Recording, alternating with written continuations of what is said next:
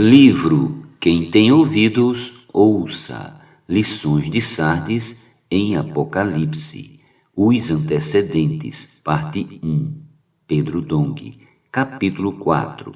Tema desta semana: as obras da profetisa Jezabel. Meta de hoje: leitura das páginas 60 a 64. Conquistar a terra para o Senhor. É por causa dessa promessa que estamos conquistando a terra para Ele.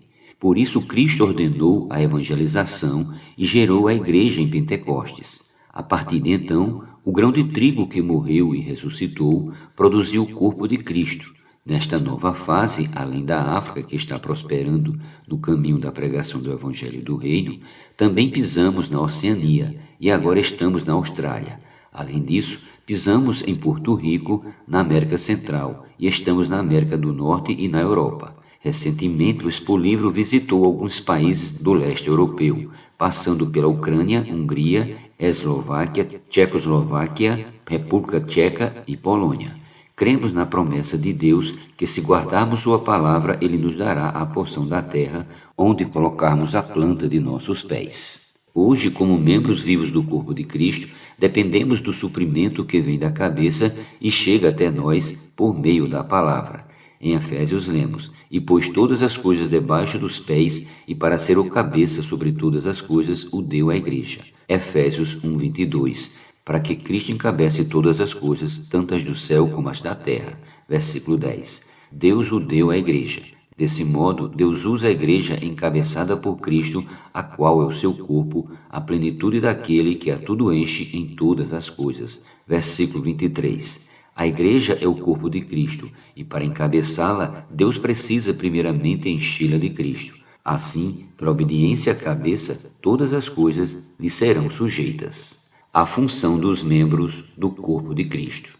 Na Epístola aos Romanos lemos: assim como num só corpo temos muitos membros, mas nem todos os membros têm a mesma função, assim também nós, conquanto muitos, somos um só corpo em Cristo e membros uns dos outros. Romanos capítulo 12, versículos do 4 ao 5. Esses versículos evidenciam que não estamos em uma instituição religiosa. Ao olhar uns para os outros e observar o funcionamento do corpo de Cristo, vemos um corpo orgânico, cheio de vida. Vemos também que, apesar de sermos membros uns dos outros, cada um tem sua função. O que muitos não enxergam é que somos membros que complementam uns aos outros. Não existe concorrência no corpo. Por exemplo, a mão direita não concorre com a mão esquerda. O pé não briga com o cotovelo. Por quê? Porque eles se complementam. É assim que você tem de enxergar. Somos membros do corpo de Cristo, mas nem todos têm a mesma função.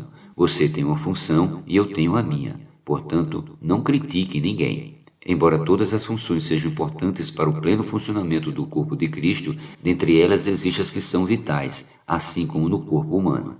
Quando Paulo escreveu aos Romanos para tratar desse assunto, disse: tendo, porém, diferentes dons, segundo a graça que nos foi dada. Se profecia, seja segundo a proporção da fé. Romanos 12:6. Ele começou com a função mais importante, a profecia. Muitos entendem profecia apenas como predição do futuro, mas quando se refere à função no corpo de Cristo, tem o significado de profetizar ou falar por Deus. Uma nota da versão Restauração esclarece que profecia, nesse contexto, não se refere a uma forma genérica, mas a falar debaixo da inspiração direta de Deus. Assim como Paulo, que foi encarregado de ser o dispensador da graça, da mesma maneira não falo por mim mesmo, mas segundo a revelação que o Senhor tem concedido. Profetizar mediante a inspiração de Deus. Nenhum corpo sobrevive ou se movimenta por si mesmo. Indubitavelmente, precisa da cabeça para lhe dar direção. Todo movimento realizado pelo corpo humano, por exemplo, necessita da cabeça. E o corpo de Cristo, como sobrevive e se movimenta? Ele depende de Cristo, que é a cabeça. É importante destacar que a primeira coisa que a cabeça faz é usar a boca para falar por Deus, não de forma genérica, mas debaixo da inspiração direta do Espírito Santo. Em Romanos lemos: se ministério, dediquemo-nos ao ministério, ou o que ensina, esmere-se no fazê-lo. Romanos 12:7. A palavra ministério aqui é serviço, e refere-se principalmente aos diáconos que servem na igreja. Então, aos que profetizam sob a inspiração direta do Espírito Santo e os que ensinam, não havendo concorrência entre eles. Uma nota da versão Restauração diz que o que ensina não faz conforme deseja, mas de acordo com a palavra profetizada sob a inspiração direta de Deus. Vemos assim que tudo tem uma só linha, um só fluir, pois tudo provém da cabeça. E ainda, o que exorta, faça-o com dedicação, o que contribui com liberalidade, o que preside com diligência, quem exerce misericórdia com alegria. Versículo 8. Semelhantemente, o que exorta o faz da mesma maneira que aquele que profetiza e aquele que ensina. No corpo humano, a cabeça manda em tudo. Não existe duas ordens. Assim também acontece na igreja. Cristo, a cabeça, é quem direciona seu corpo. Por isso, não há desordem. Os profetas de Deus falam a palavra de Deus. Contudo, existem níveis de profeta. Em 1 Coríntios, lemos que o que profetiza fala aos homens, edificando, exortando e consolando. O que fala em outra língua a si mesmo se edifica, mas o que profetiza edifica a igreja. 1 Coríntios capítulo 14, versículos do 3 ao 4. A palavra profetizar aqui é falar por Deus. O versículo seguinte diz: Eu quisera que vós todos falassem outras línguas, muito mais, porém, que profetizasses, pois quem profetiza é superior ao que fala em outras línguas, salvo se as interpretar, para que a igreja receba edificação. Versículo 5. Por exemplo, quando praticamos a imersão, falamos a palavra profética uns aos outros e, ao fazer isso, estamos profetizando, pois usamos a palavra de Deus. Esse tipo de profetizar edifica, consola e exorta. Por isso, todos os membros do corpo de Cristo devem exercitá-lo conforme lemos. Que fazer, pois, irmãos? Quando vos reunis, um tem salmo, outro doutrina. Este traz revelação, aquele outra língua, e ainda outro interpretação. Seja tudo feito para edificação, porque todos podereis profetizar, um após outro, para todos aprenderem e serem consolados. Versículos 26 e 31.